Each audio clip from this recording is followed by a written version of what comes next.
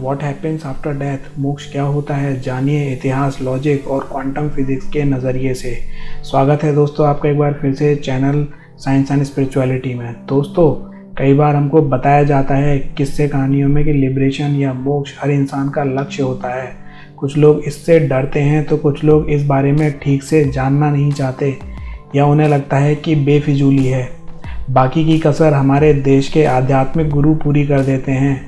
ये लोग कभी फंडा क्लियर नहीं करते, बस किस्से कहानियों में ही उलझाए रखते हैं लोगों को और एक ही बात बताते हैं कि भगवान की शरण में जाओ। पर अगर किसी इंसान को भगवान की शरण में जाना ही ना हो तो दोस्तों, इस वीडियो में मैं बात करूँगा लॉजिक की, विज्ञान की, और जो मैं आपको बताऊँगा वो आप खुद अपना लॉजिक लगाकर समझ सकते हो।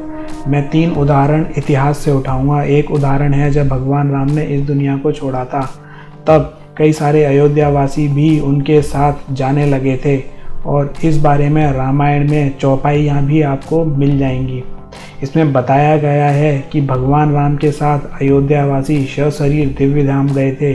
किसी को भी अपनी बॉडी छोड़ने की ज़रूरत नहीं पड़ी थी। ऐसे ही दूसरा किस्सा है मीराबाई का, जब वो कृष्ण की मूर्ति में समा गई थी और वहाँ सिर्फ उन्हें लोगों को जो वहाँ पर गए थे उनके कपड़े ही उनको वहाँ पर मिले। ऐसे ही तीसरा उदाहरण है पागल बाबा का। इनका मंदिर आपको वृंदावन में मिल जाएगा।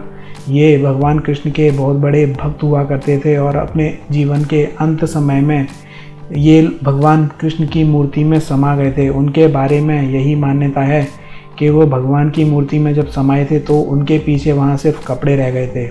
इसके अलावा जब इंसान की मृत्यु होती है तब भी उसे मोक्ष मिल जाता है या मिल सकता है, तो वो तब भी बिना शरीर के मोक्ष पा सकता है।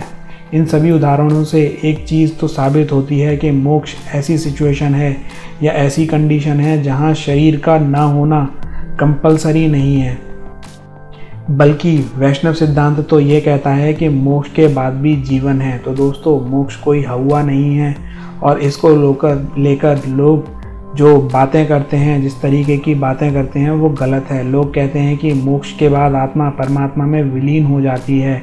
ये गलत है। विलीन होना इज़ समथिंग लाइक कि डिज़ोल्व हो जाना। विलीन तो हम मरने से पहले भी भगवान में ही हैं ऑलरेडी।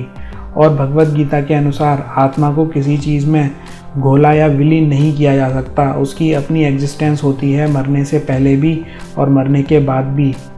एक श्लोक आपको स्क्रीन पे दिखाई देगा। इसी श्लोक में लिखा है कि वो घुल नहीं सकती, और जब घुल नहीं सकती तो विलीन कहाँ होगी। और लोगों के सामने मोक्ष को ऐसे रखा गया जैसे न जाने कितना तगड़ा काम है और सिर्फ बाबा या आध्यात्मिक लोग ही इसे प्राप्त कर सकते हैं, जबकि ऐसा कुछ भी नहीं है। सिर्फ इच्छा मात्र से इसे प्राप्त किया जा सकता है। दोस्तों, सही मायने में हमारी सोल बहुत अनंत शक्तिशाली होती है। वो सब कुछ कर सकती है। उसकी अपनी इच्छा की वजह से ही हम इस जीवन में सुख दुख भोगते हैं, और जब उसकी इच्छा होगी तब उसे मोक्ष बड़ी आसानी से मिल जाएगा। मोक्ष का मतलब सिर्फ इतना ही है कि एक सोल मोक्ष के बाद अपनी फुल पावर या यूँ कहें अपनी रियल पोजीशन को जान लेती है। ठीक वैसे ही जैसे किसी वीडियो गेम में हम घंटों खोए रहते हैं और फिर थकने के बाद हम उसे बंद कर देते हैं और बाहर जाकर फिर चाहे जो कर सकते हैं, लेकिन वीडियो गेम में हम सिर्फ गोली ही चला रहे थे। मोक्ष के लिए आत्मा की इच्छा होगी तो वो स्वयं वहाँ अपनी इच्छा से शरीर ले लेगी। वहाँ शरीर का होना या ना होना ये भी उसकी इच्छा पर ही निर्भर करता है। इस जीवन में हमारे तमाम बंधन होते हैं। हम ज़्यादा दूर या हर जगह नहीं जा सकते। भले ही कितना कमाएं लेकिन सब कुछ खा नहीं सकते। कितना भी पैसा हो सब जगह घूम नहीं सकते।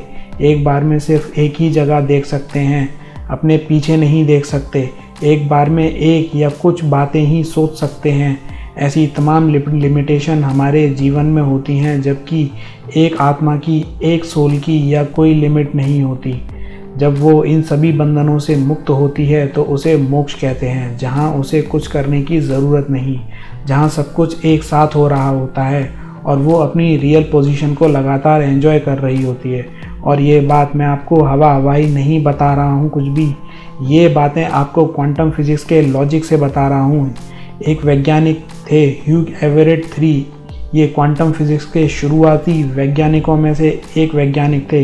इन्होंने एक अद्भुत बात कही थी जो आज भी बड़े बड़े वैज्ञानिकों का सर चकरा देती है। उन्होंने कहा था, all possible outcomes really do occur but that only a single version plays out in the world we inhabit. In the other possibilities limit off from us, each giving rise to its own separate world. Nothing ever goes to waste in this view, since everything that can happen does happen in same world। मतलब संसार की सभी संभावनाएं घटनाएं घटती हैं, लेकिन इनमें से एक ही हमें घटित होती हुई दिखाई देती है। बाकी सब संभावनाएं अपने आप में एक नए संसार को जन्म देती हैं। जितनी भी घटनाएं इस संसार में हो सकती हैं वो कहीं और हो रही होंगी। यानी हमारा ये जीवन मोक्ष वाली स्थिति का ही एक हिस्सा है, उससे अलग नहीं है। बस अभी हम इस जीवन को महसूस कर सकते हैं और इसे इल्यूजन भी कहा गया है। तो जब हम बात करते हैं मोक्ष की, तो हम मोक्ष के ही एक उस हिस्से में हैं जिसे कि हम इल्यूजन कहते हैं। तो दोस्तों, इल्यूजन पर एक वीडियो और बनाऊंगा। इल्यूजन को हिंदी में भ्रम भी कहते हैं। इल्यूजन या भ्रम क्या होता है, क्वांटम फिजिक्स के नज़रिए से समझने के लिए आप इस चैनल को सब्सक्राइब कर लीजिए। और इस बार जो मैं वीडियो बनाऊंगा उसमें मैं क्वांटम फिजिक्स के बेहतरीन जो थॉट्स हैं उनको आपके सामने लेके आऊँगा। तब तक के लिए नमस्कार दोस्तों।